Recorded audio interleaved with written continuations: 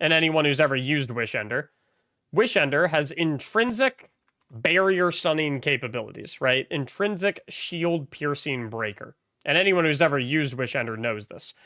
So, anytime that we have an overload bow artifact mod or an unstoppable bow artifact mod, these artifact mods will not work with something like Wish Ender, because Wish Ender already can stun anti-barrier champions, and Bungie doesn't like it when you're able to double dip into one weapon, being able to intrinsically stun multiple different types of champions, right? And so there's a lot of weapons like this. There's Wish Ender, there's Arbalist, there's Thunderlord, there's Lemonarch, tons of stuff, right?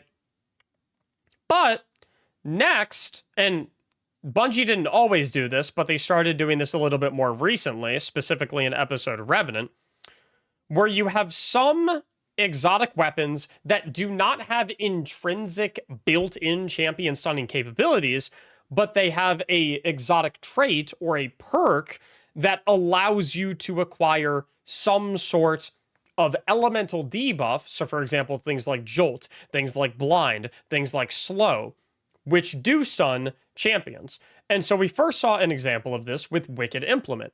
Wicked Implement, in and of itself, does not have any intrinsic champion stunning capabilities. So if we pull Wicked Implement over here, we see Wicked Implement. It doesn't have any sort of intrinsic champion stunning capabilities, but we see that it does have an exotic trait, Creeping Attrition, which will apply stacks of slow to champions. And of course, slow, even though it isn't like, it's different than Wish Ender, because Wish Ender says straight up like, hey, this is anti-barrier. We don't like, we're not giving you an elemental buff that gives you anti-barrier properties, things like volatile rounds, things like unraveling rounds, things like unradiant. Did I just say unradiant? Things like unraveling rounds, volatile rounds, radiant. It just says straight up, hey, anti-barrier on this weapon. Boom. Wicked Implement works a little bit differently, right? Because Wicked Implement isn't saying, hey, we're giving you overload. Boom. Have fun. It's a couple extra steps, right? So, Wicked Implement gives you slow. And slow, intrinsically, stuns overload champions, right? So what Bungie started doing is they looked at a lot of their exotic weapons and they basically said, hey, if there is a way to obtain an elemental buff or debuff that allows you to stun specific types of champions, because that buff/debuff intrinsically stuns certain types of champions, then we are going to put that in the same bucket as if the weapon has intrinsic built-in champion stunning capabilities. So compare that to something like Wish Ender with intrinsic anti-barrier, something like Thunderlord with intrinsic overload, something like Malfeasance with intrinsic unstoppable. You get the point, right?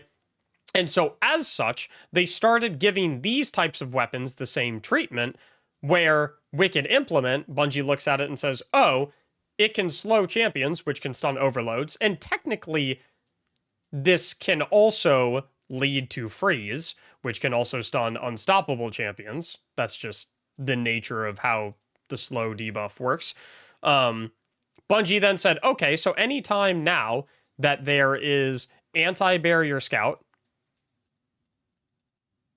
then that is not going to apply to Wicked Implement. Because even though Wicked Implement doesn't necessarily have a built-in champion stunning capability, through the exotic in and of itself, without any outside influence, no fragments, no aspects, no nothing like that, in and of the exotic itself, with just the exotic traits, you can acquire the means to stun certain types of champions. And so they started getting into a habit of doing that pretty consistently. So, why is Unstoppable Fusion not working for Delicate Tomb in this season? Well, let's figure it out, right? Delicate Tomb. So if we pull over Delicate Tomb, we see that with Delicate Tomb, if you pick up an Ionic Trace, you are awarded Tempest Cascade.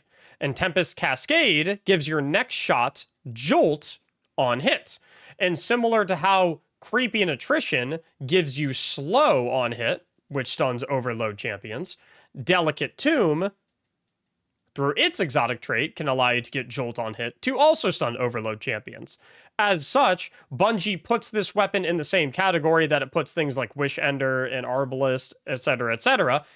Bungie puts Delicate Tomb into that same bucket, and as such, perks like Unstoppable Fusion are not compatible with things like Delicate Tomb, not because it's bugged, but because as far as Bungie is concerned, Delicate Tomb already has intrinsic champion stunning capabilities, even if you do have to jump through an extra hoop to get them.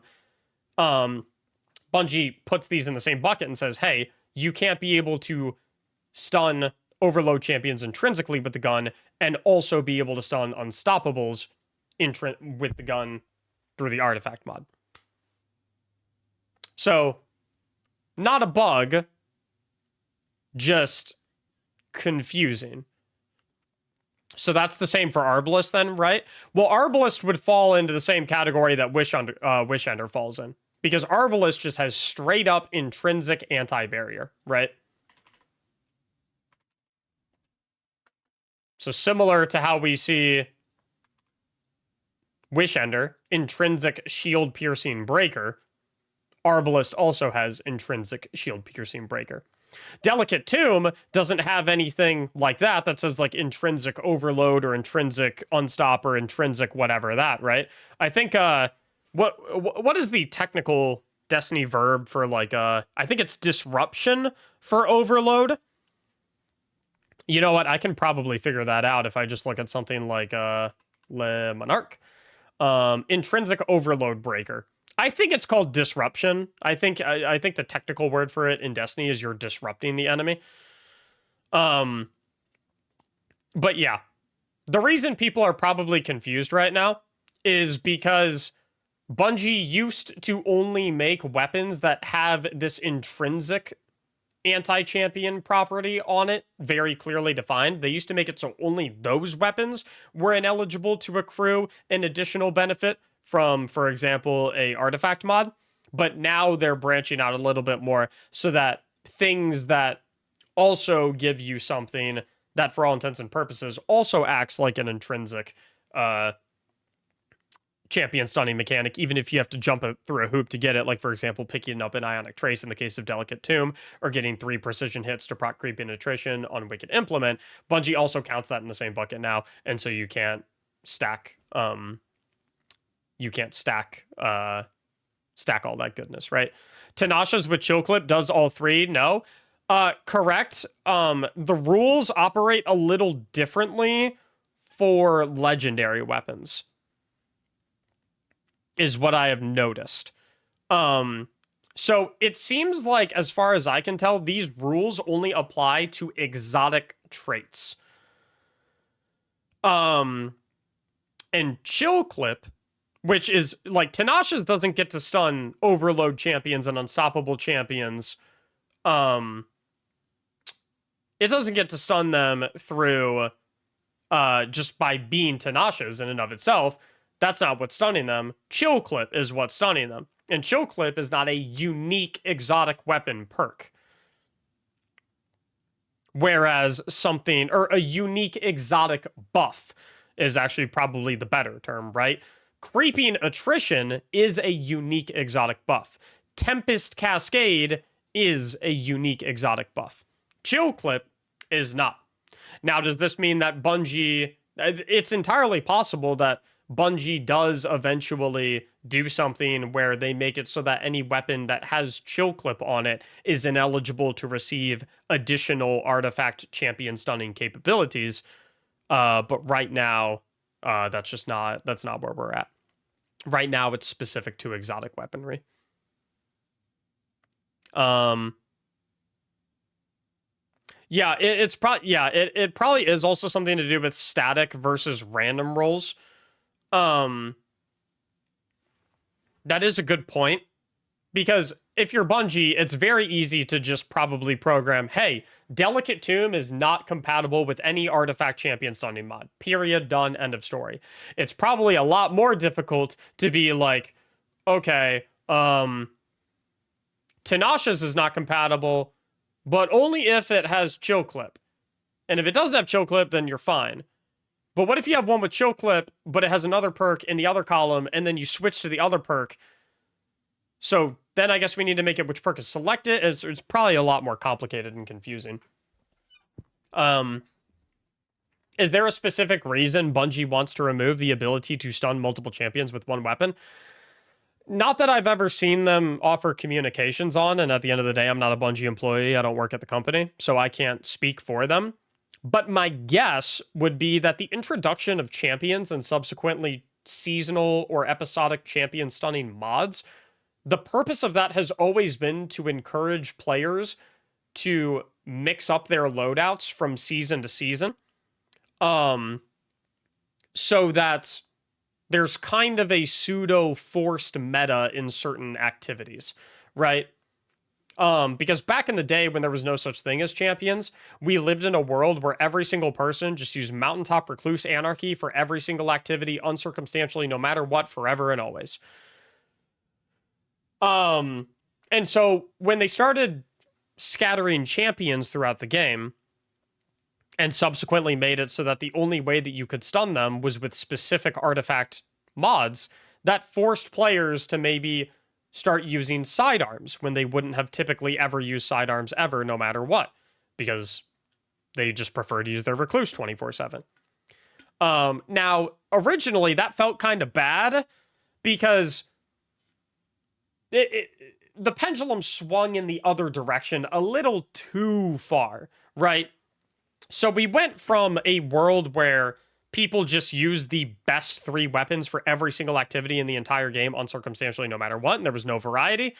And then we swung all the way over to, hey, you can only use 1 weapon in the entire game to break champion shields, and that's it.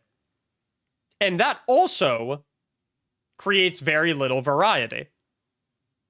So after about like a year or two of that being the case, like we had little variety, but in an even worse way.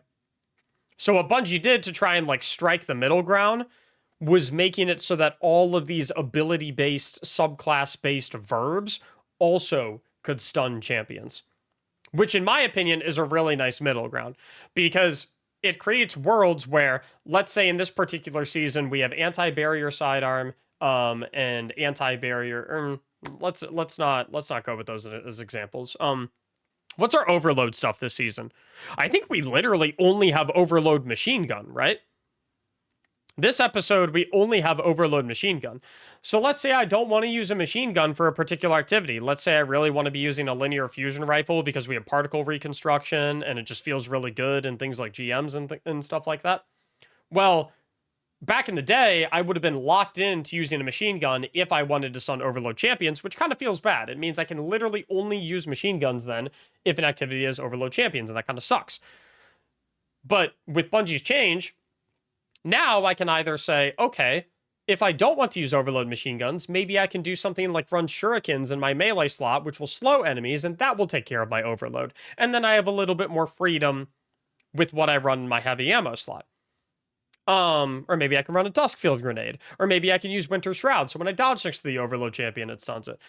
So there's like, it's, we're still nudged in certain directions by Bungie of like, hey, try out new things. This season, we want a heavy focus on sidearms and snipers and machine guns and trace rifles and whatnot. But as a player, you still have, you're basically, you have a lot more agency now, right? Which I think is good. I think it's good to encourage players to try out different things and encourage them to try out different loadouts, but it's also good to make sure that you give that player options to have their own agency, so that at the end of the day, they can look at something and be like, okay, I'm going to use this loadout because I enjoy it a little bit more. It's objectively worse for completing this activity, given the current seasonal artifact mod lineup, but I can still technically complete it with this setup, even if it'll be a little bit worse and go a little bit slower. I think that's a good thing, personally. I don't know if I need an update, by the way. Chill clip? Well, back in the original implementation of champions, not that I don't even know. I don't know what came first. I think Chill Clip came before subclass verbs could stun champions. So there was a time period where Chill Clip existed, but it did not stun overload champions. Because that was before a time in the game where slow counted as a stun for overload champions. I also, if I'm being completely honest, and don't worry, I'm not going to get it nerfed. Bungie doesn't stare at my streams and stare at the Yaptics YouTube videos to decide how to balance the game. But, like, if we are looking at the game from a perspective of it's not the worst thing in the world for Bungie to mix up the meta through things like artifact mods and things of that nature, and which things are allowed to stun champions at a particular in a particular season or a particular episode. Something like Chill Clip does disrupt that quite heavily.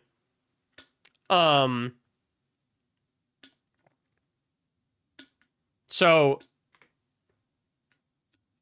and I don't know how you fit. Now, granted, I don't think it's a huge deal, but I don't think it's the end of the world. Maintenance extended an hour. That sucks. Well, hey, glass half full. Glass half full. At least we have more time to yap. Am I right or am I right?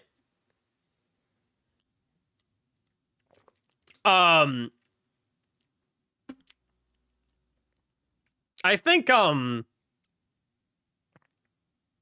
I love talking about this stuff. I love digging into the weeds of, like, game design. It's so fun for me. Like, whenever you're talking about these types of things in video games, like, everything is 100 times more complex and complicated in terms of, like, the reasonings behind the existence of these systems. It's always 10 times more complicated than it seems at surface. I absolutely, like, I love these types of conversations because as someone who loves video games and always has, and has done development for some video games as well, like, oh my God, I get so excited to talk about this type of stuff because at a surface level, right, things like champions and champion stunning artifact mods seem stupid, right? They do. They seem really dumb. Because it's like, what do you mean I'm forced to use sidearms this season? That's so goofy. Why are you making me do that? Like, that's nonsense. But, like, if you dig a couple layers into, like, what the justification is for a system like that, it actually makes a lot of sense. You pretty much always want to shake up the meta somehow. Why are we still talking about this? What else are we going to talk about? The servers are down for, like, another hour. What do you want to talk about, Gatilo Gamer? I'm having fun talking about this. This season made me use sidearms more? Right. Which, like, I don't think is inherently a bad thing, right? Because when you have a season that has something like anti-barrier sidearm, then it encourages / forces you to use sidearms in a world where you otherwise never would have used sidearms. Because you're just like, no, I love my funnel web. My funnel web is perfect for every single activity. I love my Zali's Bane. It's perfect for every single activity. Why would I ever equip anything other than my funnel web or Zali's Bane? And then you run into an activity where you have barrier champions and you have anti-barrier sidearm and you have to use a rocket sidearm. And so you pull out a rocket sidearm and you start using it and you're like, whoa, I did not know rocket sidearms were this fun. I'm going to add rocket sidearms into my typical rotation of weapons that I like to use. Or maybe a primary ammo sidearm. Maybe it encourages you to use something like Buried Bloodline.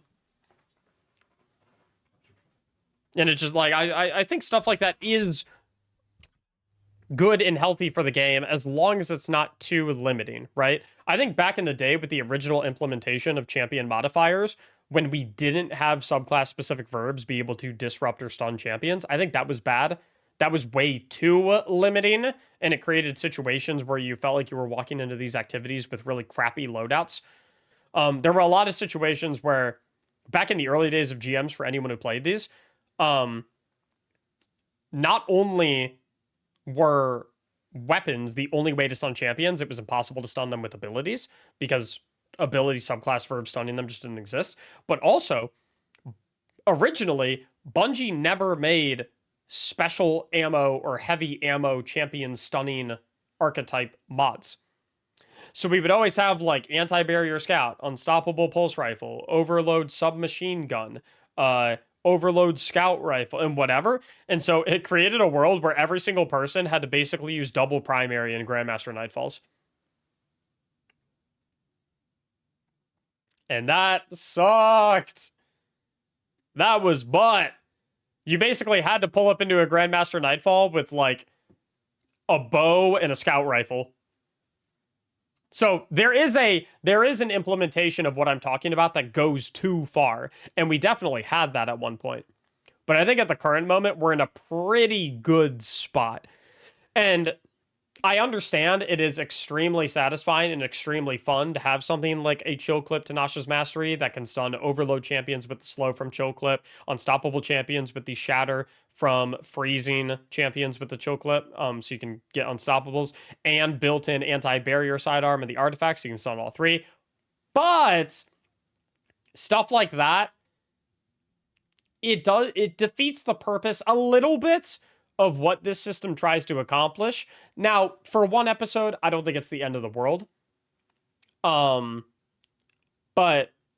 I think systems like these are valuable. They do bring value to the game.